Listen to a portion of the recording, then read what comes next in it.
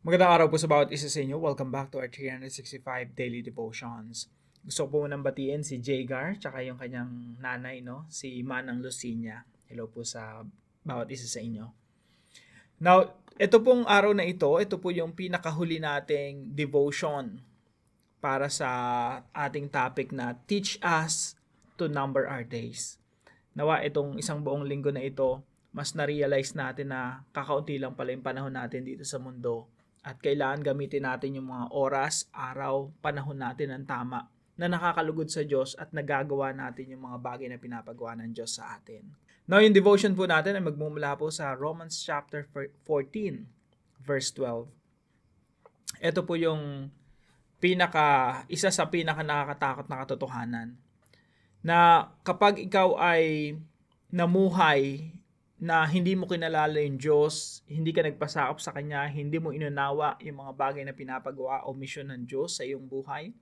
Sa halip na muhay ka lang sa iyong sarili, nagpakasasa sa karangyaan dito sa mundo, or nabuhay ka lang, basta nabuhay ka lang rito sa mundo ng para lang sa iyong sarili. Wala kang Diyos na kinikilala. Ito po yung nakakatakot na katotohanan para sa ganung klaseng tao. Sabi po rito sa Romans chapter 14 verse 12, So then, each of us, wala pong exemption, wala pong merong magsasabi ng excuse sa harapan ng Diyos. Lahat po tayo, sabi rito, each of us will give an account of ourselves to God. Kaya't bawat isa sa atin ay magbibigay sulit sa Diyos. Ibig sabihin yung lahat ng mga araw na pinagkatiwala sa atin ng Diyos, lahat ng mga oportunidad, yung buhay na meron tayo, pananagutan natin yan sa Diyos.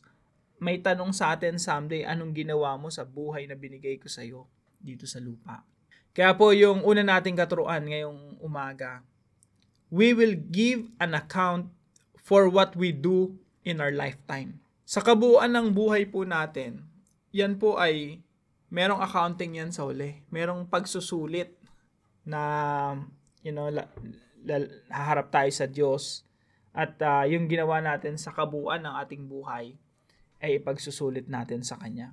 Now, sinasabi po rito sa Matthew chapter 25, verse 41.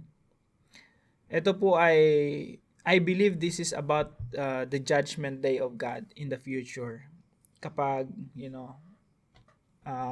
dumating na yung araw ng paghuhukom, may mga tao talagang ihihiwalay yung Diyos. Yung mga taong masasama, yung mga taong gumawa ng kasamaan, nabuhay sila para lang sa kanilang sarili. Now, hindi lang ito sa mga taong masasama. Kahit yung sa mga paningin natin mabuting tao, pero hindi naman nabuhay para sa Diyos. I think kasama sila sa mga ihiwalay ng Diyos eh. Kaya sabi dito sa verse 41, sasabihin naman niya sa mga nasa kaliwa, lumayo kayo sa harapan ko, kayong mga isinumpa. Doon kayo sa apoy na di namamatay, na inihanda para sa dyablo at sa kanyang mga kampon. Now, hindi ko alam exactly kung ano yung impyerno, ano ba yung, hindi ko pa siya inaaral ng malaliman. Kasi yung idea kasi natin ng impyerno, masyadong maraming layers ng mga dagdag bawas eh. Pero definitely, pag inaral mo yung Bible, meron talagang lugar na inihanda ang Diyos para sa mga dyablo at sa mga masasamang anghel, no? Sa yung mga fallen angels. So, meron ditong apoy na di namamatay na inihanda para sa dyablo. Para naman talaga sa dyablo yun eh. Para naman talaga kay Satanas yun tsaka sa kanyang mga kampon. Pero makikita po ninyo dito sa mga talatang ito na may mga tao na masasama doon. Bakit? Kasi mas pinili nilang mabuhay para sa kanilang sarili kaysa para sa Diyos.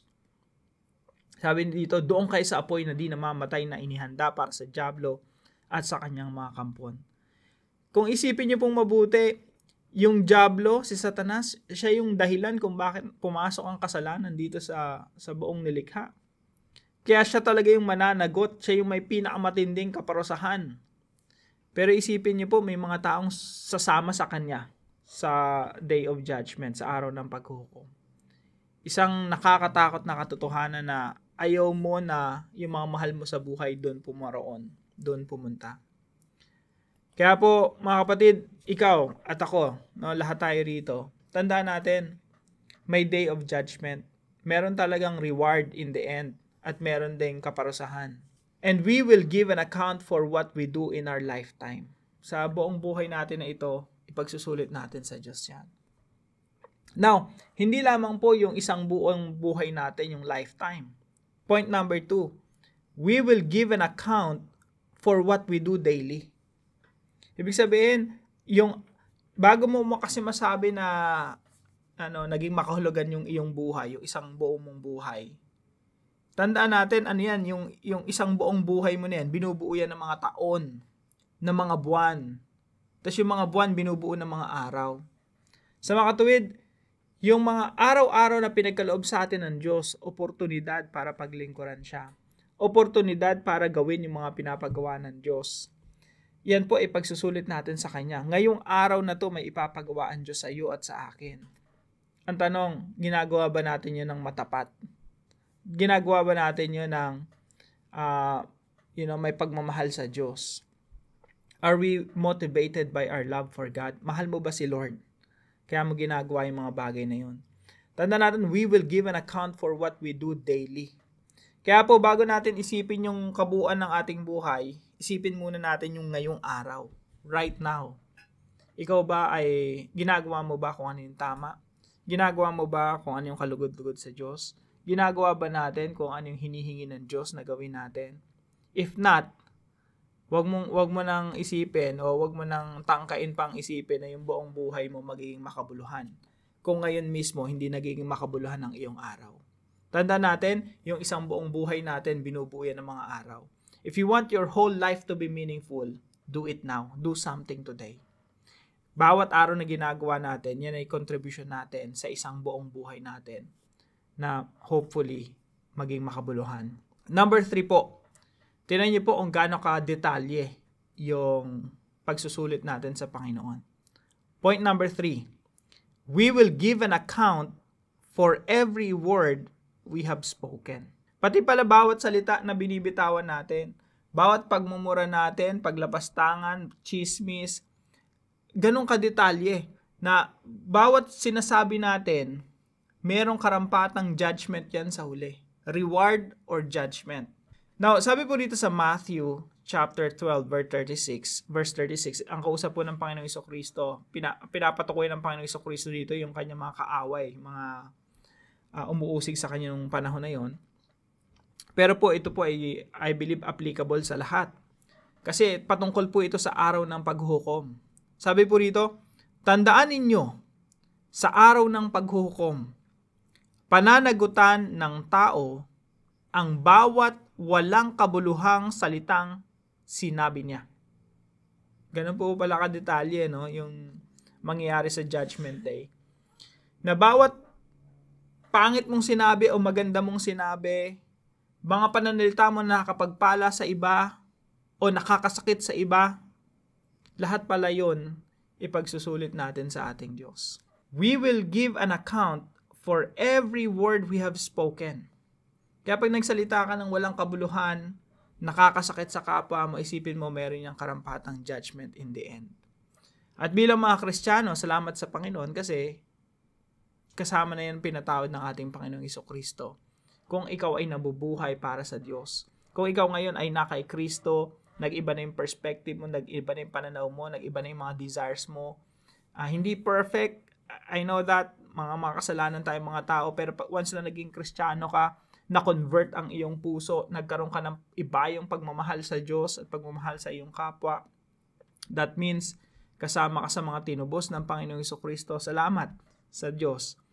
Dahil pag sa panahon na humarap tayo sa Diyos sa araw ng paghuhukom, sasabihin ng Diyos, pinatawad ka na. Pinatawad na tayo. Pero kung hindi tayo tumanggap ng kapatawaran, haharap tayo sa Diyos. And we will give an account for every careless word we have spoken. Nakakatakot po. Nakatotohanan sa Biblia. Application po natin dito sa Romans chapter 14. Number 1, avoid detours. Ito po ay punto na binigyan natin ng diin yung pinakauna nating devotion, no? Yung buhay natin parang fighter jet. paglipad mo, kung ano yung kargang gasolina mo, nagsisimula nang maubos yun. Basta lumipad yung fighter jet, nauubos na yung gasolina nun. Pag sinabi nating detour, ito yung meron kang misyon, may pinapagawa sa si Lord, hindi mo inintindi si Lord, hindi mo inanawa yung vision and mission ng Diyos, yung plano ng Diyos. Sa halip, gumawa ka ng sarili mong plano, gumawa ka ng sarili mong direksyon, sarili mong purpose. Ang ginawa mo, detours. Humiwalay ka pa sa kalooban ng Panginoon. Naglaro-laro ka pa doon sa alapaap at alam niyo po yung mga nasa show, no? Parang nagtatumbling-tumbling pa yung mga jet fighters. Parang ganun yung ginagawa ng karamihan. Hindi nila alam, nag-uubos na pala sila ng gasolina. Nauubos na pala yung buhay nila. So mga kapatid, avoid detours. Kung ikaw ngayon ay nasa tamang landas na, alam mo na yung misyon na pinapagawa sa iyo ng Diyos, alam mo na yung mission mo para sa pamilya mo, para sa trabaho mo, para sa career mo, para sa komunidad mo, para sa bansa. Huwag na tayo mag-backslide pa, magpatuloy tayo doon sa mission na pinapagawa ng Diyos sa atin. Kasi po, pag nag-detour pa tayo, umuwalay pa tayo ng last, nag-aaksay lang tayo ng buhay. And we will give an account for what we do in our lifetime. Number 2 po, accomplish God's daily task. Ngayong araw po, mga kapatid, merong ipapagawa ang Diyos. Meron kang mamimit ng mga tao, nakakausapin ka ng Diyos patungkol dun sa tao na yun. May mission ka sa tao na yun. May mission ka sa asawa mo, sa mga anak mo, kailangan mong disipuluhin, ilapit sila sa Panginoon. May mission ka sa church, at dapat parte ka ng church. May mission ka sa mga ministries mo, may mission ka sa politika, may mission ka sa hospital, kung sa hospital ka nagtatrabaho, may mission ka sa mga husgado, sa kongreso, sa senado, may mission ka sa eskwelahan, kung ikaw ay estudyante or teacher. Ngayong araw, meron kang mission sa company mo, sa papasukan mo, o kung sa bahay ka lang, may mission ka pa rin dyan. Tanong, alam mo ba yung pinapagawa sa'yo ni Lord? Something you have to discover now para yung araw na to maging makabuluhan at ma-contribute mo ito sa kabuuan ng iyong buhay para pag humarap ka sa Diyos, yung araw na ito, naialay mo sa Panginoon at naging makabuluhan siya. So, accomplish God's daily task. May task po ang Diyos sa atin araw-araw. And number 3, articulate only the things that blesses others. Pag bumukas po yung bibig natin, magsisimula tayo magsalita. Yung a-articulate natin, yung sasabihin natin, yung mga bagay lang na magiging pagpapala sa iba. Kung makakasakit sa iba yan, huwag mo nang sabihin. Kung yan pagsisinungaling, huwag mo nang sabihin. Kung yan ay mga bagay na hindi totoo, huwag mo nang sabihin. Kung yan ay nakakasira ng reputasyon ng iba, huwag mo na lang sabihin. Pero kung yan ang mga bagay na nakakapag-build sa tao, sabihin mo. Yan ba ay isang advice, isang mabuting payo, maka-Diyos na payo? Pakawalan mo yan, sabihin mo yan, galing sa Diyos yan. Yan ba ay nagbibigay ng pagpapala sa ibang tao? Sabihin mo yan. So, articulate only the things that blesses others. Binigyan po tayo ng bibig, pinagkatiwalaan tayo ng Diyos ng bibig, ng dila, para makapagsalita. At wag po nating hayaan yung bibig natin o dila natin maging instrumento ng kasamaan. Gawin natin ito. Pag ipagamit natin ito sa Diyos, maging instrumento ng Diyos para maging pagpapala sa maraming tao. Again, tandaan natin, sabi po sa Bible, ipagsusulit natin kahit yung mga bagay na sinasabi natin na walang kabuluhan. Ganun po kadetalyado yung reward ng Diyos para sa mga mananampalataya at yung punishment sa hindi mananampalataya. So para po sa ating discussion, how can we practically prepare now? Tandaan po natin ang preparation ngayon. Kung may exam ka bukas, magre-prepare ka ngayon. Magre-review ka ngayon. Hindi sa araw ng examination, yun ang review mo. Alam mo na may bar exam, may magba-bar exam ka, magbo-board exam ka, hindi ka pwedeng mag-review on that day. Ang review lagi, ang preparation lagi, malayo pa, nagpre-prepare ka na. So, yun po yung discussion natin. No? How can we practically prepare now? Ngayon ang preparation for the day of judgment. Pag-usapan po natin ito sa ating mga discussion groups at para naman po sa panalangin, samahan po ninyo ako. Father, thank you for today's devotion. I will take this as a reminder and a warning that I should make the most of my time, because one day I will give an account of myself to you. Please help me make my life meaningful. Let me fulfill my mission for my family, workplace, career, community, country, church, and other ministries. Use me, Lord, to glorify your name. I pray this in Jesus' name. Amen and amen. Salamat po sa partner natin sa devotion natin na ito, Tres Marias na mga taga Laguna. Hello po sa inyo. At kung kayo po may natutunan sa devotion na ito, ipalam nyo lang po sa comment section right below this video. And please share this devotion to your family and friends. God bless you po. Pagpalain ka ng ating Panginoon. See you po tomorrow 5 a.m. dito sa ating daily devotion.